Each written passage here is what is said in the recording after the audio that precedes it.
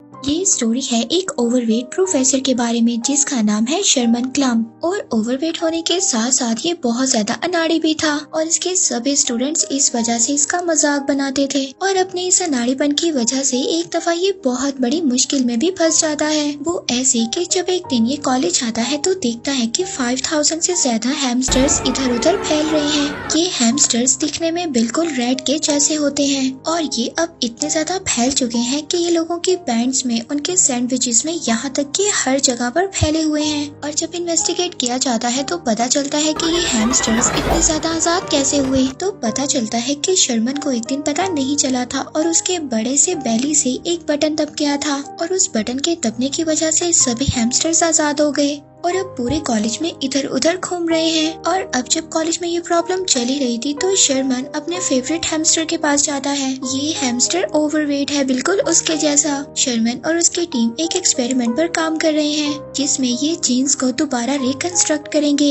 और वो लोग जो बहुत ही ज्यादा ओवरवेट है वो आसानी से अपने वेट को कम कर पाएंगे। अब यही एक्सपेरिमेंट इसके फेवरेट हैमस्टर पर किया गया है। एक्सपेरिमेंट के रिजल्ट बहुत ही ज्यादा अच्छे आते हैं और ये हैमस्टर का वेट फौरन ही लॉस हो जाता है। अब ये बात इन्हें पता चल गई है कि ये प्रोडक्ट कितनी ज्यादा एफिशिएंट है और कितना जल्दी काम करती है। अब जो आदमी शर्मन के साथ लैब में काम करता है वो शर्मन को कहता है कि हम इस प्रोडक्ट की अमाउंट को ज्यादा कर इस हैमस्टर को देते हैं, मगर शर्मन कहता है कि नहीं, इससे इसको नुकसान हो सकता है इतनी ज्यादा डोज देना। इसके बाद डीन शर्मन को अपने ऑफिस में बुलाता है और उससे सारा वाकया डिस्कस करता है जो इसकी वजह से हुआ है, जिससे कि कॉलेज में हर तरफ हैमस्टर फैल चुके हैं। डीन अब शर्मन को बताता है कि तुम्हारी वजह से जो इंसिडेंट हुआ है इसकी वजह से डिपार्टमेंट के अच्छे खासे फंड्स का नुकसान हुआ है। शर्मन से कहता है कि लैब में जो भी तुम एक्सपेरिमेंट करते हो उसका ध्यान रखा करो और अब मैं तुम्हें वार्न कर रहा हूँ, नेक्स्ट टाइम मैं कोई भी ऐसी गलती बर्दाश्त नहीं करूंगा, क्योंकि इनके कॉलेज का एक लास्ट अलमनस है जो कि इनको काफी ज्यादा पैसे डोनेट करेगा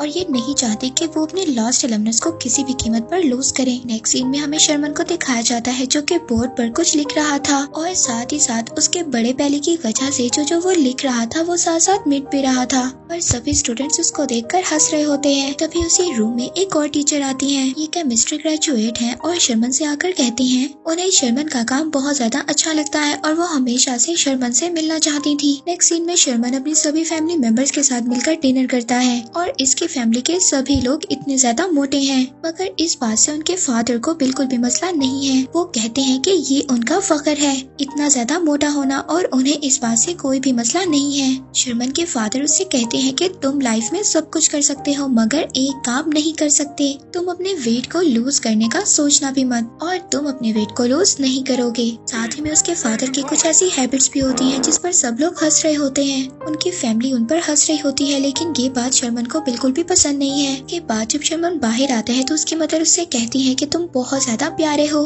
तुम जैसे भी हो बहुत अच्छे हो और अपने बारे में कभी भी ना खुश मत होना। शर्मन अपनी मदर के वर्ड से काफी ज्यादा कॉन्फिडेंट हो जाता है और जाकर उसी केमिस्ट्री टीचर को डेट के लिए कह देता है और लकीली वो टीचर उसकी डेट के प्रपोजल को एक्सेप्ट भी कर लेती है और ये दोनों फ्राइडे को मिलने का डिसाइड करते हैं। इसके बाद शर्मन घर आ जाता है, वो बहुत ज्यादा खुश था। तभी वो टीवी देखता है जिसमें एक होस्ट कह रही होती है कि हम कर सकते हैं। शर्मन भी उसके साथ कहता है कि मैं कर सकता हूँ और मैं अपने वेट को लूज करूंगा। अब जब उस टीचर को मिलने के लिए 3 दिन रह गए थे, शर्मन जिम क्लासेस को भी ज्वाइन करता है। वो वहाँ पर कुछ क्लासेस भी लेता है जिससे उसका वेट लूज हो सकता है, लेकिन फिर भी अपने वेट को लूज करने के लिए उसको बहुत ज्यादा काम करना होगा। आखिरकार वो दिन आ ही जाता है। शर्मन उस केमिस्ट्री टीचर के साथ एक क्लब में जाता है। वहाँ पर एक कॉमेडियन था जो सब लोगों का मजाक उड़ा रहा था उनकी अपीयरेंस की बेस पर, और जब वो शर्मन को देखता है तो वो शर्मन को ही अपनी कॉमेडी का शिकार बना लेता है और अब वो एक के बाद एक शर्मन पर जोक्स मार रहा था और लोगों को हंसा रहा था।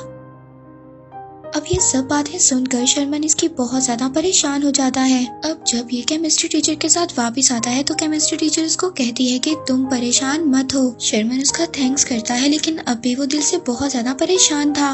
उसने अपने पतले होने की उम्मीद बिल्कुल छोड़ दी थी। जब वो घर आता है तो बहुत ज्यादा जंक फूड खा लेता है। इसके बावजूद उसने बहुत ज्यादा स्ट्रगल की थी अपने वेट को कुछ लूज करने के लिए। खाते खाते ही उसकी आंख लग जाती है और वो सो जाता है। वो ख्वाब में देखता है कि बहुत ज्यादा वेट होने की वजह से शर्मन को हार्ट अटैक आ गया है और साथ ही साथ हॉस्पिटल में शर्मन का वेट इतना ज्यादा हो जाता है, वो बहुत ज्यादा फूलता जाता है और वो हॉस्पिटल से भी बहुत ज्यादा बड़ा हो जाता है और शर्मन पूरे शहर को तबाह कर देता है जब भी वो जाग जाता है। अब शर्मन सोचता है कि मैंने बहुत ज्यादा जिम कर ली, हेल्थी फूड खा लिया, लेकिन कोई भी फर्क नहीं पड़ता, इसलिए अब वो अपने ऊपर वो लैब सीरम यूज करने का डिसाइड कर लेता है। अब तभी रात को शर्मन लैब में जाता है और मेडिसिन तैयार करता है और मेडिसिन को अपने अंदर इंजेक्ट कर लेता है। शुरू में तो ये लगता है कि ये एक्सपेरिमेंट बहुत ज्यादा खराब होगा क्योंकि शर्मन की हार्ट रेट बढ़ जाती है। अब जब शर्मन लैब से बाहर आता है तो कंप्यूटर पर मैसेज आता है कि जीन्स की रिकंस्ट्रक्ट सक्सेसफुल हुई है, यानी कि उसके जीन को बदल दिया गया है। अगली सुबह जब शर्मन जागता है तो वो शीशे के सामने जाता है तो बहुत ज्यादा हैरान हो जाता है क्योंकि वो बहुत ज्यादा पतला हो गया था। उसको इस बात पर खुद भी यकीन नहीं आ रहा था कि ऐसा कैसे हो सकता है।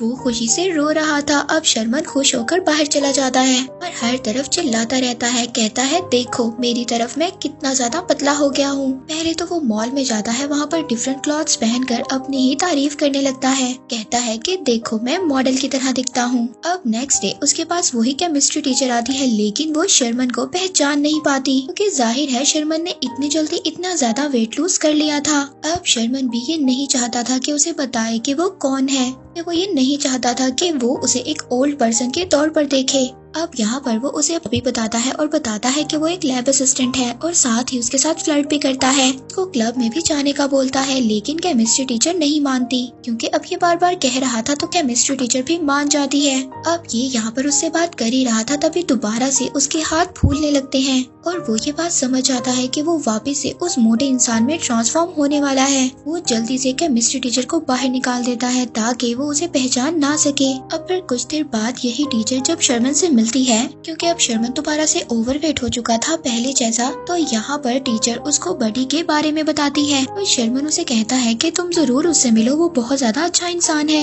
नेक्स्ट सीन में हम बडी को देखते हैं जो कि शर्मन ही है, लेकिन अब वो पतला हो चुका है, इसलिए अब हम उसको बडी के नाम से ही बुलाएंगे जब वो पतला होगा। अब नेक्स्ट सीन में बडी स्पोर्ट्स कार में बैठकर क्लब में पहुंच जाता है। अब वो स्पोर्ट्स कार में आराम से बैठ रहा था जिसमें वो पहले कभी फिट ही नहीं आता था। अब केमिस्ट्री टीचर भी यहाँ पर आ जाती है। बडी और केमिस्ट्री टीचर दोनों क्लब में चले जाते हैं। वहीं पर वो कॉमेडियन भी था जो कि पहले की तरह सबका मजाक बना रहा था। ये सबका उस क्लब में वेलकम करता है। अब जब ये दोबारा से बडी की इंसल्ट करने की कोशिश करता है तो इस बार बडी बहुत ज्यादा कॉन्फिडेंट था क्योंकि अब वो पहले जैसा मोटा नहीं था। वो उसकी बातों को सुनकर ऐसा जवाब देता है कि उल्टा उसी कॉमेडियन को शर्मिंदा कर देता है। अब ये यहाँ पर कॉमेडियन और ये इतने ज्यादा आर्ग्यूमेंट करते हैं कि इनके दरमियान में बैटल हो जाती है और ये लोग यहाँ पर इसको जोक बैटल का नाम देते हैं, जिसमें कि एंड में बडी जीत जाता है। अब ये कॉमेडियन बडी पर अटैक करने की कोशिश करता है क्योंकि सब लोग बडी को पसंद कर रहे थे और उसके लिए क्लैपिंग कर रहे थे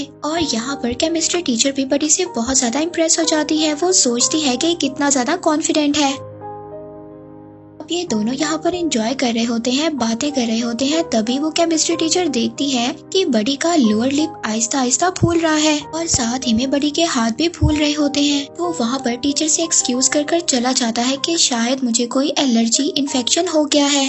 तभी वहाँ पर शर्मन का लैब असिस्टेंट भी क्लब में पहुँच जाता है और वो एक वेटर के हाथ में शर्मन का कार्ड देखता है और वो देखता है कि ये कार्ड वेटर ने बडी से लिया था। अब इसको ये लगता है कि शायद बडी ने शर्मन प्रोफेसर का कार्ड चोरी कर लिया है। अब ये असिस्टेंट जाकर बडी के साथ कार में बैठ जाता है जो कि क्लब से जा रहा था और वो ये देखकर हैरान हो जाता है कि कार में बडी दोबारा से कितना मोटा हो रहा था और यकदम वो वहाँ पर शर्मन प्रोफेसर में ट्रांसफॉर्म हो जाता है। अब असिस्टेंट ने शर्मन को पकड़ लिया था कि वो असल में कर क्या रहा है। उसको ये बात पता चल गई थी कि बडी और शर्मन दोनों एक ही आदमी हैं। इसके बाद हम लैब असिस्टेंट को देखते हैं। वो कार को काट कर शर्मन को कार से बाहर निकालता है क्योंकि वो दरवाजे से तो बाहर निकल नहीं पा रहा था कार के। नेक्स्ट डे जब शर्मन क्लास लेने जाता है तो वो बहुत ज्यादा लेट हो गया था। मगर स्टूडेंट क्लास में नहीं थे, मगर वहाँ पर डीन था जो बहुत ज्यादा गुस्से में था। वो शर्मन को उसकी स्पोर्ट कार के बारे में बताता है जो कि बडी ने खरीदी थी शर्मन के अकाउंट से।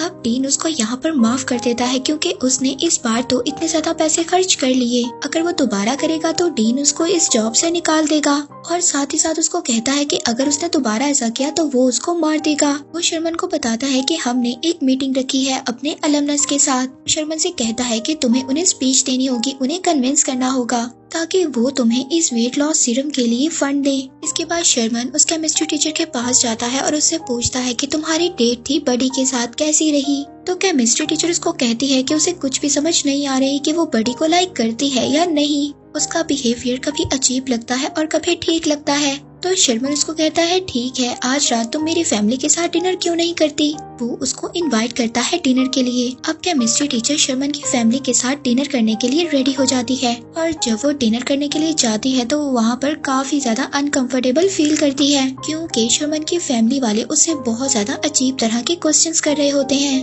अब इतने बुरे डिनर के बाद शर्मन जब केमिस्ट्री टीचर को उसके घर छोड़ रहा होता है तो वो उसको सॉरी करता है अपनी फैमिली के बिहेवियर की वजह से। केमिस्ट्री टीचर ये उम्मीद करती है कि शायद बडी उसको दोबारा से कॉल करेगा। अब यहाँ पर शर्मन को ये बात समझ आ गई थी कि अगर वो केमिस्ट्री टीचर के साथ रहना चाहता है तो उसको बडी बनकर ही रहना होगा। वो दोबारा से सीरम को पी लेता है जिससे वो दोबारा से बडी में ट्रांसफॉर्म हो जाता है। लैब असिस्टेंट इस बात से बिल्कुल भी खुश नहीं था। वो शर्मन से कहता है कि जब भी तुम इस सीरम को लेते हो तो तुम्हारे हार्मोन्स का लेवल बहुत ज्यादा हो जाता है और अगर तुम इसको बार बार लेते रहे तो बडी ये तुम्हारी बॉडी पर हावी हो जाएगा। तुम्हारी पर्सनैलिटी बिल्कुल चेंज हो जाएगी क्योंकि जब भी तुम इस सीरम को लेते हो बडी बनते हो, अजीब अजीब हरकतें करते हो, पहले के जैसे मैच्योर नहीं रहते। लैब असिस्टेंट बडी को रोकने की भी कोशिश करता है लेकिन वो वहाँ पर उसको चकमा देकर भाग जाता है। इसी रात बडी इस केमिस्ट्री टीचर को लेकर होटल में जाता है। ये वही होटल है जहाँ पर उनका अलमनस प्रेजेंटेशन के लिए वेट कर रहा होता है जिसमें कि शर्मन ने अपने बनाए हुए सीरम के बारे में कुछ प्रेजेंट करना था। अब शर्मन तो वहाँ पर था नहीं। केमिस्ट्री टीचर बडी को कहती है कि तुम शर्मन की जगह उसके आइडिया को प्रेजेंट कर दो। अब बडी शर्मन के एक्सपेरिमेंट को सबके सामने पेश करता है। ये इतनी चालाकी से सब कुछ प्रेजेंट करता है कि सबको लगता है कि सारा क्रेडिट इसी को मिलना चाहिए। ये बात बिल्कुल भी केमिस्ट्री टीचर को पसंद नहीं आती क्योंकि वो तो जानती थी कि सारा काम शर्मन ने किया है और क्रेडिट ये बडी ले रहा है। और साथ ही वो वहाँ पर बहुत ज्यादा लड़कियों के साथ फ्लर्ट भी कर रहा था क्योंकि उसकी बॉडी का टेस्टोस्टेरोन लेवल बहुत ज्यादा हाई हो गया था। अब इस तरह बडी को देखकर केमिस्ट्री टीचर को बहुत ज्यादा गुस्सा आता है। वो वहाँ पर उसको छोड़कर चली जाती है। अब बडी को इस बात से कोई भी फर्क नहीं पड़ रहा था क्योंकि उसकी पर्सनैलिटी बिल्कुल बदल गई थी। अब यहाँ पर डीन बडी से काफी ज्यादा इम्प्रेस हो गया था। वो उसे कहता है कि वो शर्मन की पोजीशन कॉलेज में उसको दे देगा। इसके लिए उसे एक दफा और इस आइडिया को हेड के सामने प्रेजेंट करना होगा। बडी अपनी पर्सनैलिटी में बहुत ज्यादा लाउड हो चुका था। वो अपना बहुत ज्यादा टाइम काफी ज्यादा लड़कियों के साथ स्पेंड कर रहा था। तभी हम वहाँ पर देखते हैं कि बडी दोबारा से शर्मन में ट्रांसफॉर्म हो जाता है। शर्मन को यहाँ पर कुछ भी पता नहीं चल रहा था कि उसके साथ क्या हो रहा है, कि उसके साथ मल्टीपल पर्सनैलिटी डिसऑर्डर हो गया है। अब जब वो बहुत ज्यादा लड़कियों के साथ था तभी केमिस्ट्री टीचर भी वहाँ पर आ जाती है। वो वहाँ पर आकर ये सोचती है कि शर्मन भी बिल्कुल ही बडी के जैसा है। शर्मन अब उसको कुछ भी नहीं कह सकता था क्योंकि उसे खुद भी समझ नहीं आ रही थी कि ये सब कुछ क्या हो रहा है। इसके बाद वो ऑफिस जाता है। वहाँ पर डीन उसको कहता है कि उसने उसे फायर कर दिया है क्योंकि डीन ने शर्मन की पोजीशन बडी को दे दी थी और उसको इस बात का पता नहीं था कि शर्मन ही बडी है।